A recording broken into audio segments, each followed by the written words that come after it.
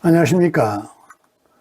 노동에서 소위로 OPF라고 하는 책의 저자 정태호입니다. 어제 기업과 정부는 호남권에 반도체 메가 클러스터를 조성하겠다라고 발표를 했죠.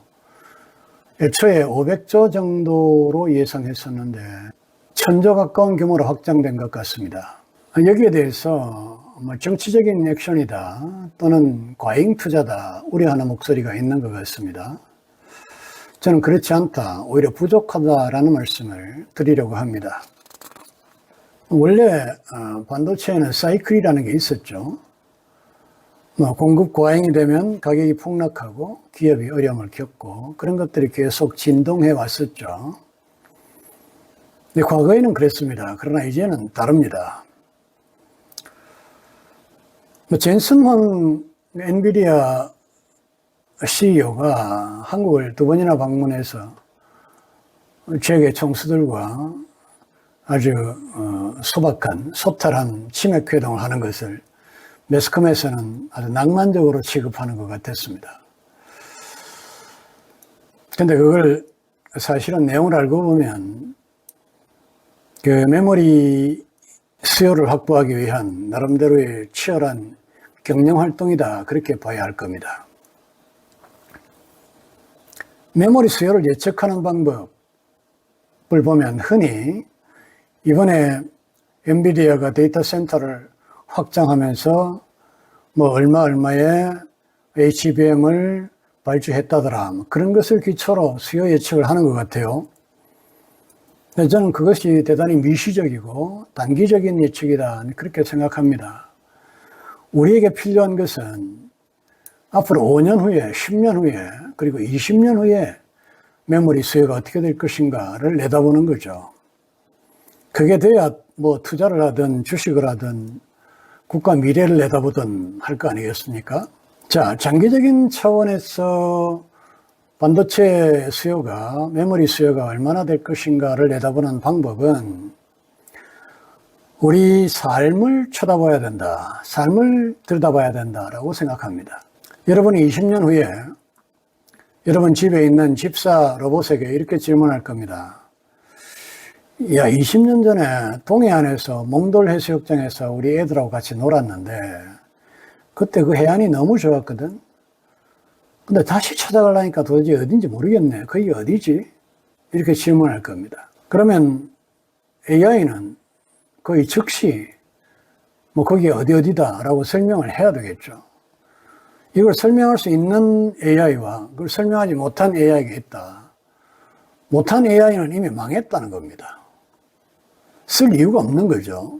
자, 그러면 이 AI가 20년 전에 이 사람이 어디서 놀았다라는 것을 대답하기 위해서는 어떤 준비가 되어져 있어야 할까요? 네. 거의 그 사람의 전 인생을 매일같이 기록해야 된다는 겁니다. 그것도 고화질로. 왜냐하면 야, 그때 놀았던 건 보여줘, 이럴 수 있거든요. 자, 4K 동영상으로 한 사람의 하루하루를 매일 기록해야 됩니다. 이게 5년 전에 일을 물을지 20년 전에 일을 물을지 모르잖아요. 한 사람의 하루 동안에 활동하는 것을 4K 동영상으로 기록하고 소리라거나 이런 것들을 전부 기록하는데 압축을 해도 한 100기가 정도가 필요할 겁니다. 근데 문제는 하루만 해서는 안 되는 거잖아요. 1년도 아니고 무려 20년, 세월이 가면서 그 사람 100년을 살지 모르는데 전부를 다 기억해야 됩니다. 20년만 계산해 봐도 약 700TB에서 1PB 정도가 필요합니다. 문제는 AI가 한 사람의 이 라이프 로그만 기록해서 되는 게 아니잖아요. 전 세계 80억 명이 살고 있습니다. 그 사람들의 생활 전체를 다 그런 식으로 기록해야 돼요. 그런데 문제는 여기에다가 경쟁 AI 회사의 숫자를 곱해야 됩니다. 제미나이는 그것을 기록하고 있는데 클로드는 안 했다고 봐요. 큰일 나는 거죠. 모든 경쟁 회사가 그렇게 기록을 해야 됩니다. 공급자 입장에서는 어차피 오픈 AI든 엔트로픽이든 그 사람들이 요구하면 메모리를 갖다 줘야 되죠. 공급을 해야 됩니다. 우리가 지금 계산하고 있는 것은 공급자 입장에서의 메모리 수요를 계산하고 있는 거잖아요. 여러분 지금쯤 계산이 안 돼야 맞습니다. 저도 지금 계산이 거의 안 되고 있습니다. 문제는 이게 끝이 아니라는 거죠. 아직 시작도 안 했다. 그렇게 해도 과언이 아닙니다. 앞으로 10년 후에 여러분의 냉장고가 여러분에게 말을 걸 수 있습니다.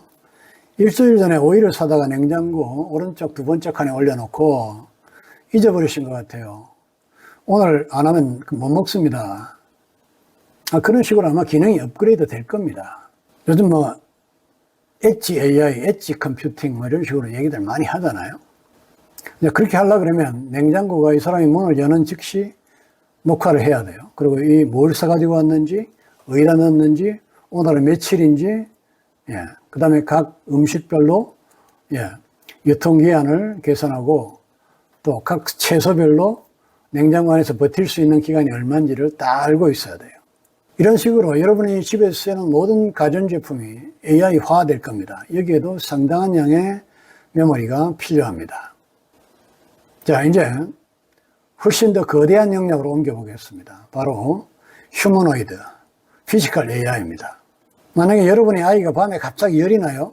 그러면 당연히 로봇에게 물어볼 겁니다. 애가 열이 나는데 오늘 뭐 갑자기 추위에 노출된 적이 있는지 한번 봐줘. 그럼 AI는 하루 종일 있었던 일들을 돌려봐야 되죠. 그리고 2시 반에 문을 잠깐 열었는데 바깥과 안쪽이 온도 기온차가 2.5도 정도 났고 한 7분 정도 노출됐습니다. 먹은 것은 특별히 이상이 없습니다. 그렇게 바로 보고를 해야 돼요. 자, 그러면 이 휴머노이드 로봇이 그 집안의 모든 상황을 24시간을 계속 녹화를 하고 있어야 됩니다. 자, 그게 사실이야? 한번 보자. 그 상황이 어떻게 된 거지?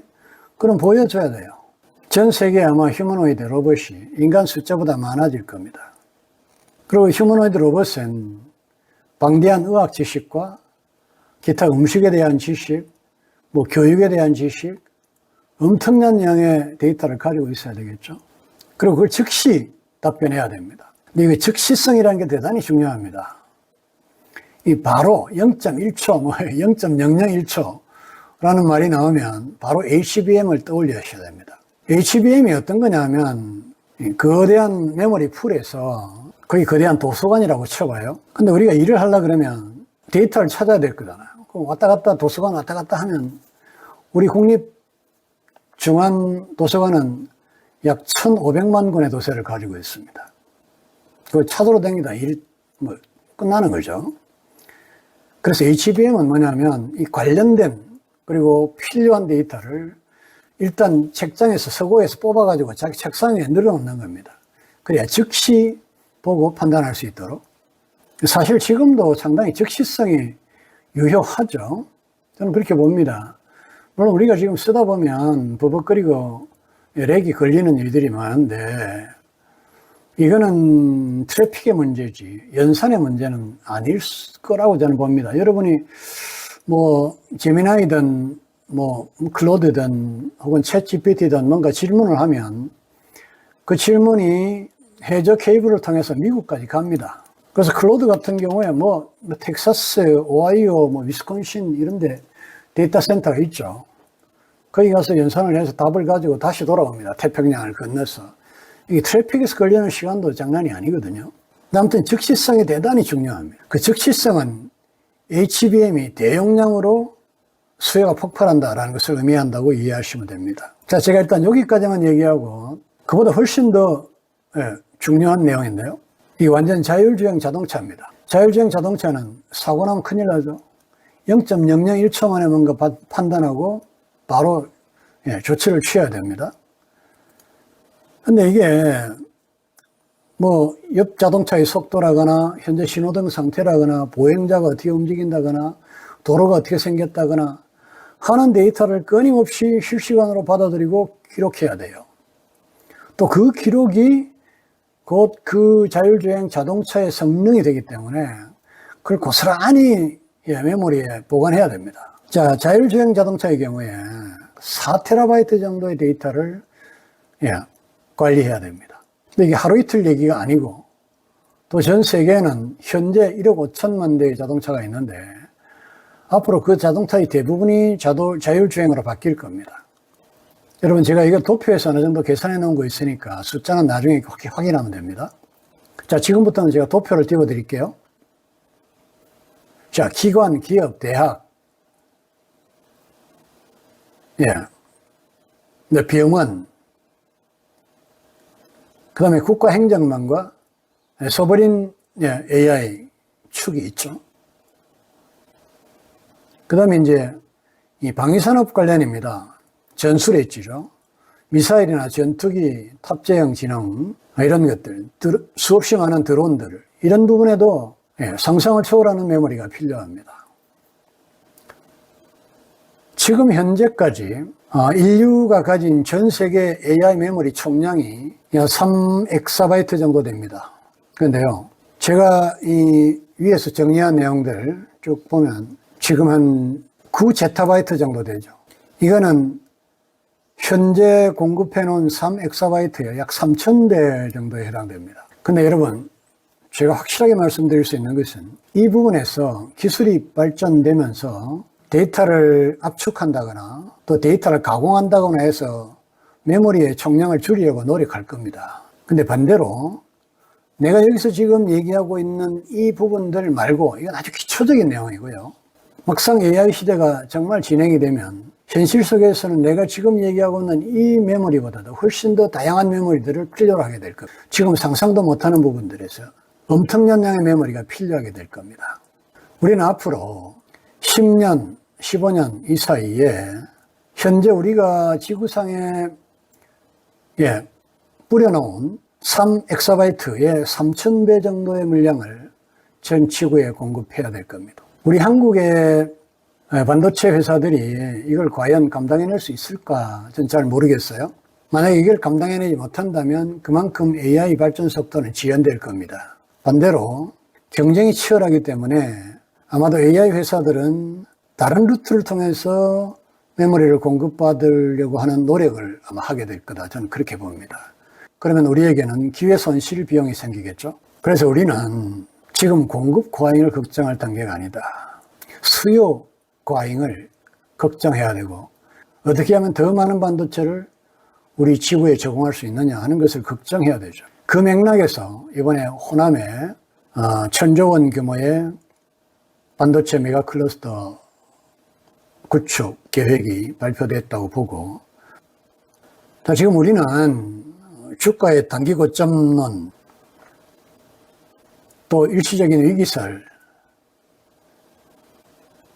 또 여러 가지 착시 현상 때문에 상당히 많이 흔들리고 있죠. 그러나 이 장기적인 관점으로 보면 우리는 지금 우리 상상을 초월하는 반도체 공급 국가로서의 위상을 그리고 책임을 지고 있다. 그렇게 봐야 되고, 우리는 지금까지 한 번도 경험해보지 못했던 AI의 거대한 쓰나미를 엄청나게 빠른 속도로 직면하고 있다. 그렇게 봐야 합니다. 그래서 우리는 지금 정확한 판단과 신속한 대응이 무엇보다도 필요한 시점에 있다. 그것이 우리 한국의 운명과 또 각 개인의 운명을 결정할 것이다. 저는 그렇게 봅니다. 여러분에게 참고가 되었으면 좋겠습니다.